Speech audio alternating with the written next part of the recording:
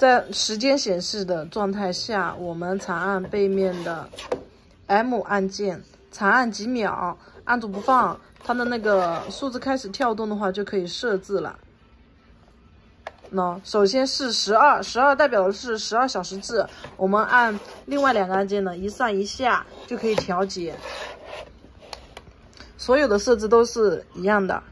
这是24小时制，你想要哪一个就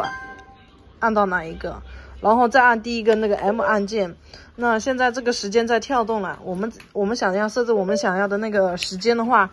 就可以按那个上下调节的那按键，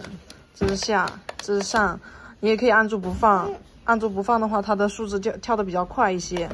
然后设置好之后，我们再设置分钟，还是按 M 按键，M 按键相当于一个确定的按键。